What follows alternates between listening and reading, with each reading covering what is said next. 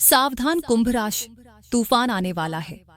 23 नवंबर 2025 से लेकर 1 अगस्त 2026 तक एक ऐसा समय आ रहा है जिसे कई विद्वान एक बड़े खगोलीय तूफान की उपस्थिति मान रहे हैं।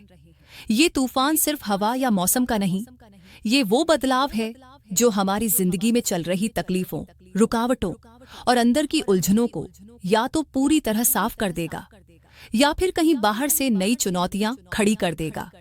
लेकिन ध्यान रखिए, ये वीडियो आपको ना डराने के लिए है और ना ही बेवजह खुश करने के लिए। ये सिर्फ सच्चाई, ज्योतिषीय वास्तविकता और उन संकेतों को आपके सामने लाने की कोशिश है जो आने वाले महीनों में जीवन के कई पहलुओं को बदल सकते हैं। अब समझते हैं पूरा माजरा। कहानी शुरू होती है 18 मई 2025 से, जब राहु का प्रभाव कुंभ राशि में पूर्ण रूप से सक्रिय हुआ। राहु ने कुंभ राशि पर अपना साम्राज्य स्थापित किया, एक ऐसी राशि जो स्वामी तो शनि की है, लेकिन जिसके को रूलर यानी सह स्वामी राहु ही माने जाते हैं। यानी यह स्थान राहु के लिए बेहद शक्तिशाली है। 18 साल बाद ये ग्रह फिर उसी ऊर्जा में लौटा और कुंभ का यह गोचर शुरू हो गया। अब तक हालात कुछ नियंत्रित थे, क्योंकि गुरुदेव तीसरी राशि में होकर राहु पर अपनी 9वीं दृष्टि बनाए हुए थे।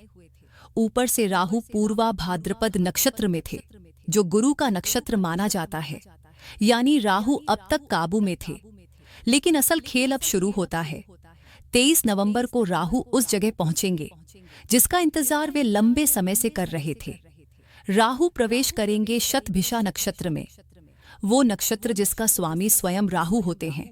अब अपने ही नक्षत्र में आकर राहु की शक्ति कई गुना बढ़ती है, और यही वह बिंदु है जहां से यह बड़ा खगोलीय तूफान उठेगा। कहां आएगा यह तूफान, कैसा होगा यह प्रभाव, और ये आपके जीवन में क्या बदलाव लेकर आएगा, इसे समझने के लिए हर बात को बहुत ध्यान से सुनिए। आपकी अपनी राशि कुंभ राशि, यहीं पर यह पूरा खेल अनफोल्ड होगा। शतभिषा के 100 तारों का समूह सीधे आपकी राशि में सक्रिय रहेगा। कुंभ को 11वां भाव माना गया है, इच्छाओं, लाभ और उन्नति का भाव। राहु वही ग्रह है जो इच्छाओं को कई गुना बढ़ाता है, उनमें आग डालता है और भीतर एक बेचैन ऊर्जा पैदा करता है कि मुझे यह पाना ही है। इसका मतलब क्या? इस पूरे समय आपकी इच्छाएं, महत्वाकांक्षाएं और जीवन में बड़े लक्ष्य हासिल करने की चाहत तीव्र हो जाएगी।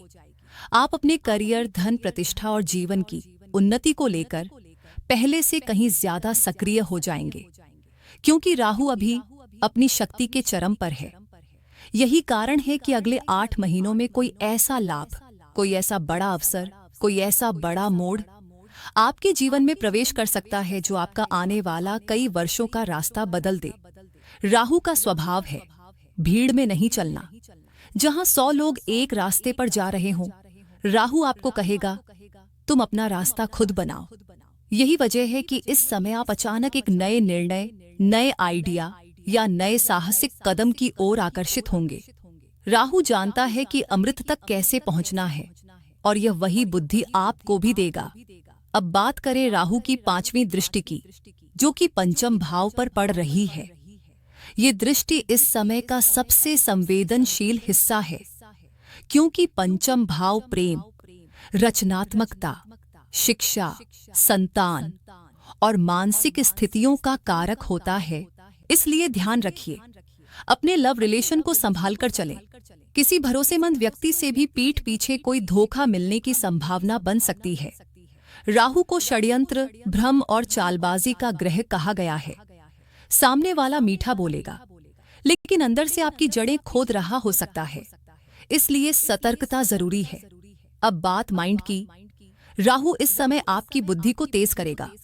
क्रिएटिव सोच, नए आइडिया, नई टेक्नोलॉजी, खासकर एआई या नवीन तकनीक, इन क्षेत्रों में कई लोग इस समय प्रगति करते दिखाई देंगे। स्टूडेंट्स के लिए भी यह समय तेज सीखने और नए ज्ञान के खुलने का है। संतान प्राप्ति की बात करें तो राहु की दृष्टि के कारण कई लोग इस समय ऐसे योग में होंगे जिससे संतान का अवसर बने। कई मामलों में आईवीएफ या आधुनिक तकनीक के माध्यम से संतान प्राप्ति की स्थिति भी बन सकती है। और अब यहीं से राहु का खेल धीरे धीरे एक नए मोड़ में प्रवेश करता है।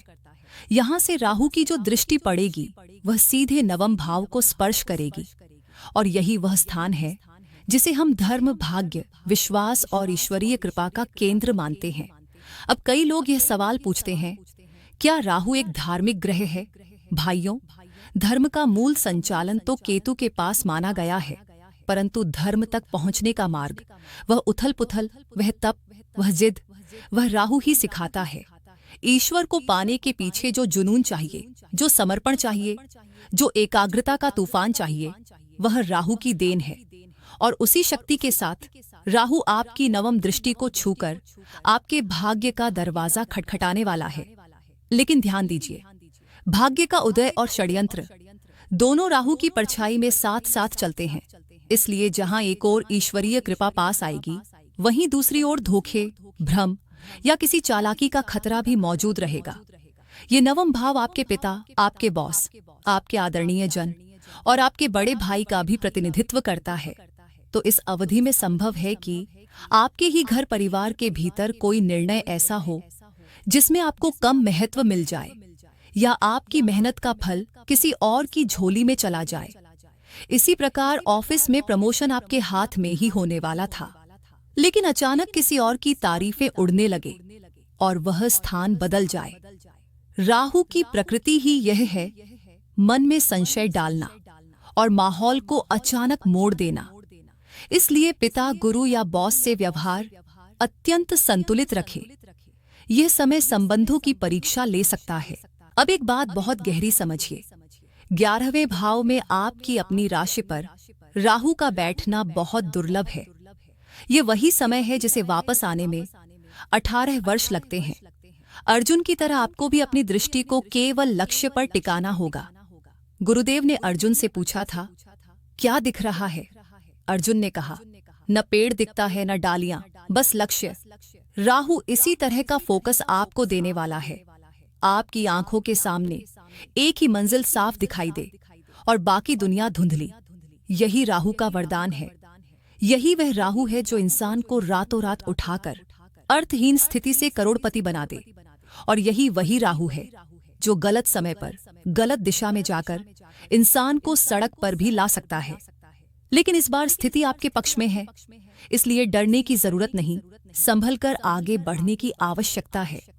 अब आप यह खुद पर छोड़ दें कि कितना चाहते हैं, लाख, करोड़ या उससे ऊपर, क्योंकि राहु के रहते आपकी इच्छा शक्ति कई गुना बढ़ जाएगी। राहु की प्रकृति है मिलकर ताकत बनाना। सूर्य के साथ आए तो सूर्य ग्रहण, चंद्र के साथ आए तो चंद्र ग्रहण, मंगल के पास आए तो अंगारक योग, बुध के पास आए तो जड़ बुद्धि योग, गुरु के साथ आए तो चांडाल योग, शुक्र के संग आए तो काम वासना बढ़ा दे, और शनि के पास आए तो पिशाच योग का निर्माण। इसीलिए संगति पर विशेष सतर्क रहें। जो लोग मन में विष घोलते हैं, जो नकारात्मक हैं, जो आपकी ऊर्जा चूस लेते हैं, उन सभी से दूरी जरूरी है।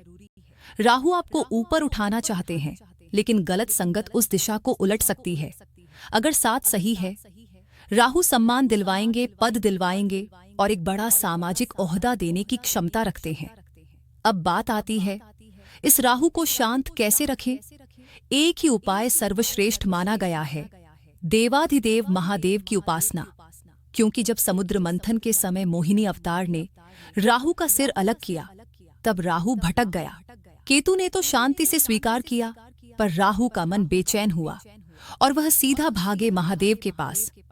भोलेनाथ ने करुणा में उन्हें अपने गलों की मुंडमाल में स्थान दिया और वरदान दिया कि कलयुग में तुम राजा कहलाओगे। आज वही राहु 9 ग्रहों में गिने जाते हैं। छाया ग्रह होते हुए भी देवता कहलाते हैं। यही महादेव की बड़ी कृपा है जो इस समय राहु के प्रभाव से आपके जीवन में उतरने वाली है। यदि आपने इस विश्लेषण को दिल से समझा, यदि आपको लगा कि बातों का सार आपके जीवन की दिशा समझा रहा है, तो अपना आशीर्वाद स्वरूप लाइक और कमेंट जरूर करें। और यदि अब तक चैनल को सब्सक्राइब नहीं किया है, तो यही सही समय है